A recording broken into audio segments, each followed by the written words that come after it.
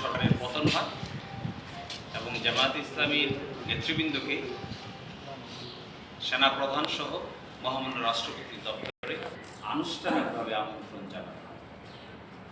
পরবর্তীতে উপদেষ্টা পরিষদ গঠন করার ক্ষেত্রেও জামায়াতে ইসলামী গুরুত্বপূর্ণ তাৎপর্যপূর্ণ ভূমিকা পালন করে। অর্থাৎ কার্যত জামায়াতে ইসলামীর সঙ্গে বর্তমান সরকার এবং আন্তর্জাতিকভাবে একটি স্বাভাবিক অন্যান্য রাজনৈতিক দলের মধ্যেই কাজকর্ম চালিয়ে যাচ্ছে। তথাপি একটি প্রশ্ন থেকে যায় যে নিষিদ্ধের আদেশটি তারা দিয়েছিলেন তার ভবিষ্যৎ কী হবে। এই ভবিষ্যৎ আইনি পদক্ষেপ বলার জন্যই আপনাদেরকে ডাকা হচ্ছে। এই বিষয়টি মাননীয় প্রধান উপদেষ্টার দপ্তরে বিস্তারিত আলোচনা হয়। বিস্তারিত আলোচনা হওয়ার সাপেক্ষে আইনজীবীকে দায়িত্ব দেওয়া হয়।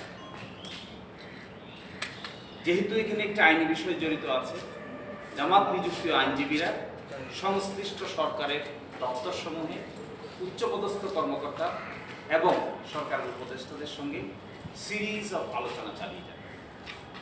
এক পর্যায়ে কি আইনি পদক্ষেপ নিলে পরে এই জিনিসটি সলিউশন করা সম্ভব, এর অংশ হিসেবে আমাদের পক্ষ থেকে আমরা স্বরাষ্ট্র মন্ত্রণালয়কে রিকোয়েস্ট করা হয়।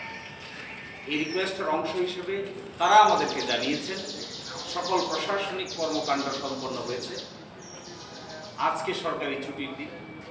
তাদের দেওয়া তথ্য অনুযায়ী আমরা আশা করছি দ্রুততম সময়ের মধ্যে, এমনকি আগামীকালকের মধ্যে এই নিষিদ্ধের আদেশটি প্রত্যাহার হবে বলে আমাদের তথ্য মতো কনফার্ম হয়েছে। আমরা মনে করি যে আইনি পদক্ষেপ আছে, সেই আইনি পদক্ষেপ অনুযায়ী জামায়াত ইসলামী পথ চলতে চায়। আমাদেরকে আইনজীবী হিসেবে আমাদের কর্মকাণ্ড হলো সন্ত্রাস দমন আইনের 19 ধারা এবং সন্ত্রাস দমন আইনের 18 ধারা অনুযায়ী পরবর্তী পদক্ষেপ কী হবে এটি বাতলিয়ে দেয় আমাদের কাজ। আমরা তা করেছি, আলোচনা হয়েছে, ফলপ্রসূ আলোচনা হয়েছে। আশা করি আগামীকাল অথবা দ্রুততম সময়ের মধ্যেই তারা আরেকটি প্রজ্ঞাপন জারি করে অতীতের জারি করা প্রজ্ঞাপনটি বাতিল ঘোষণা করবেন। তখন আপনারা নিশ্চয়ই এ ব্যাপারে বিস্তারিত জানতে পারবেন।